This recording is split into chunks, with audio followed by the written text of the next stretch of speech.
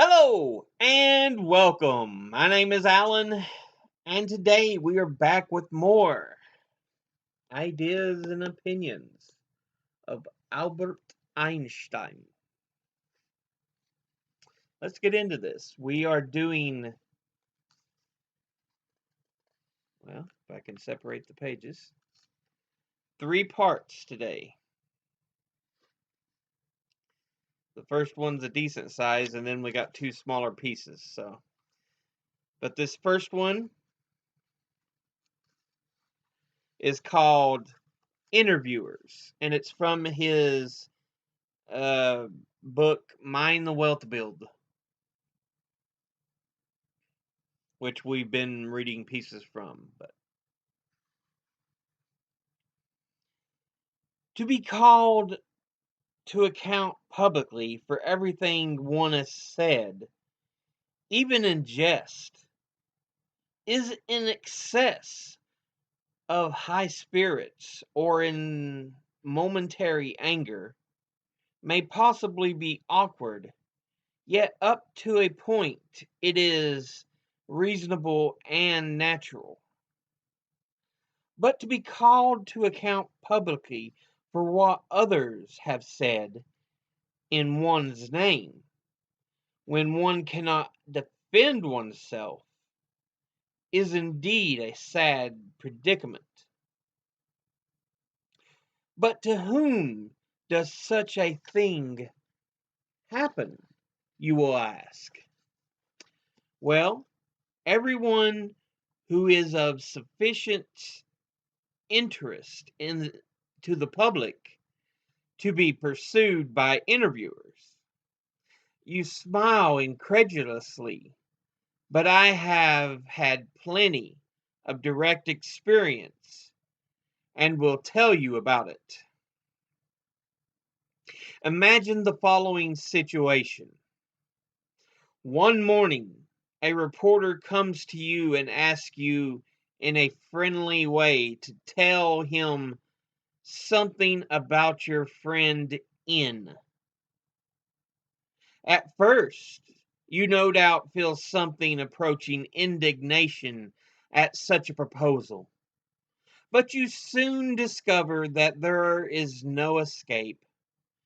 If you refuse to say anything, the man writes, I asked one of N's supposedly best friends about him, but he prudently avoided my questions.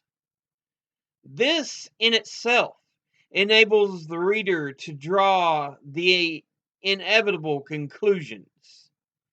There is therefore no escape, and you give the following information. Mr. N is a cheerful, straightforward man, much liked by all his friends.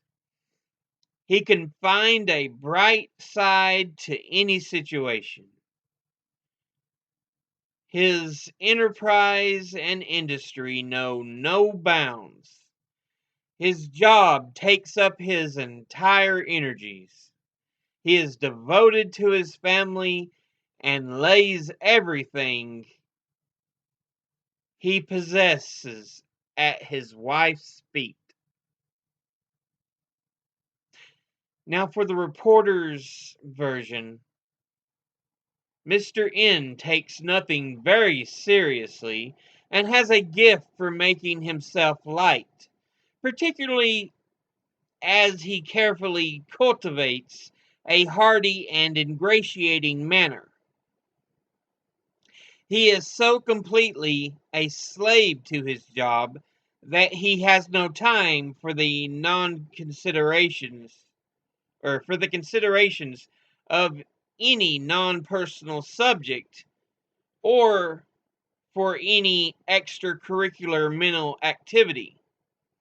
He spoils his wife unbelievably and is utterly under her thumb. A real reporter would make it much more spicy, but I expect This will be enough for you and your friend N. He reads the above and some more like it in the paper next morning, and his rage against you knows no bounds. However cheerful and benevolent his natural dispositions may be, the injury done to him gives you untold pain, especially as you are really fond of him. What's your next step, my friend? If you know, tell me quickly, so that I may adopt your method with all speed. So, here Einstein is making the point that often, with those who interview you for things like this, there's no real escape. Um, you either tell them something that tries to put the people you know in a good light, or they'll just write it themselves as they see fit, which can lead down other bad, you know, alleys. So yeah. And this was especially during the time of yellow journalism.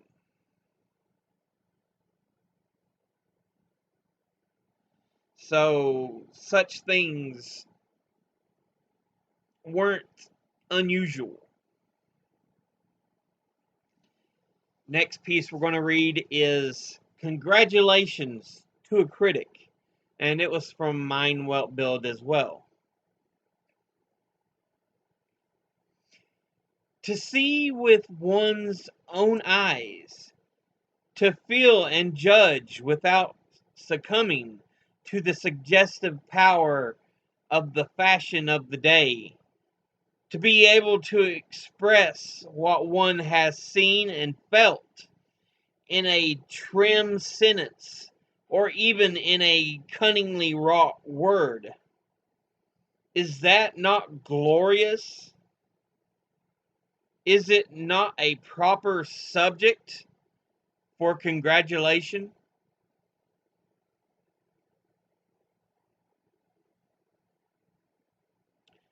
So he's just kind of talking about someone really putting into words what they've seen, felt, um, understood based on, uh, fashion or books or whatever of the day. So again, this was 1934. So if there's movies, there's movies, but it's just the silent movies. So I doubt there's many movie critics. It's more on other things. And the last piece we're going to read today is called To the School Children of Japan. Einstein visited Japan in 1922, and this message was published in Mein Weltbild as well. In sending his greeting to you, in sending this greeting to you, Japanese school children, I can lay claim to a special right to do so. For I myself visited your beautiful country, seen its cities and houses, its mountains and woods, and the Japanese boys who had learned to love their country for its beauty. A big fat book full of colored drawings by Japanese children lies always on my table. If you get my message of greeting from all this distance, remember that ours is the first age in history to bring about friendly and understanding intercourse between people of different nationalities. In former times, nations passed their lives in mutual ignorance, and in fact, in hatred or fear of one another. May the spirit of brotherly understanding gain more and more ground among them. With this in mind, I, an old man, greet you Japanese school children from afar and hope that your generation may someday put mine to shame.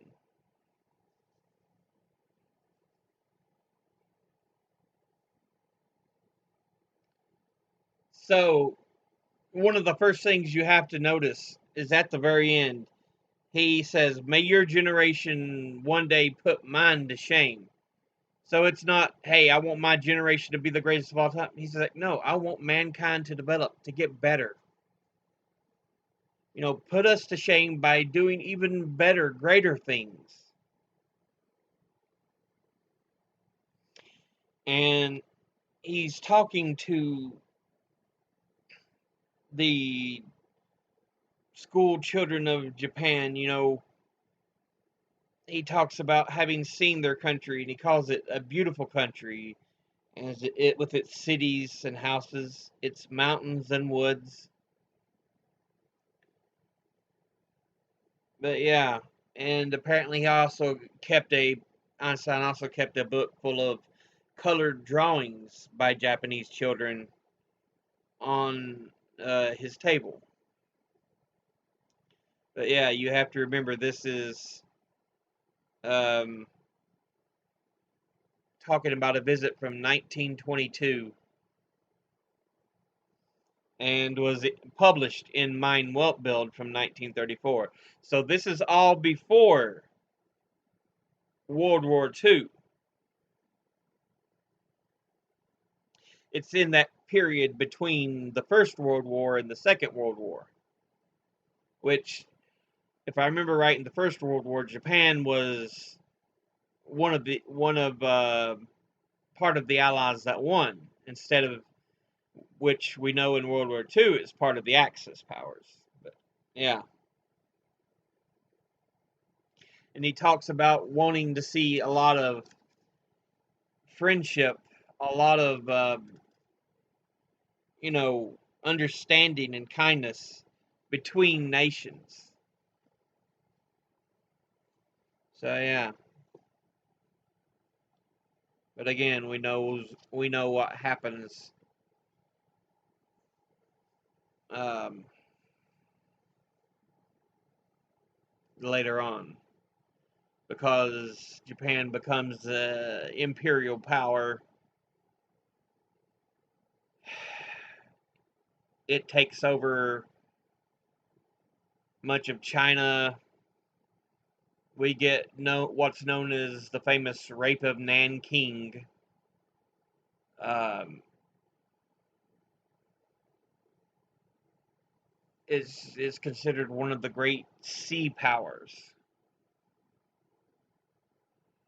And then, of course, you finally have um, World War II,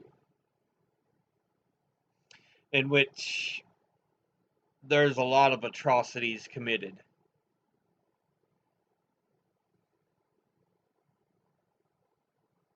I believe it was the Bataan Death March, and there was even experiments committed by the Japanese on, I believe it was some of the Chinese people. It's some frighteningly interesting stuff. If mankind left up to some of the worst things in the world, they'll commit evil. People will, for some reason. The worst of man always comes out. But anyway, as always, educate thyself, think, read, study, learn. Someone tries to tell you something you have trouble believing, ask them to cite their sources. I'll see you all in the next episode. Until then, later.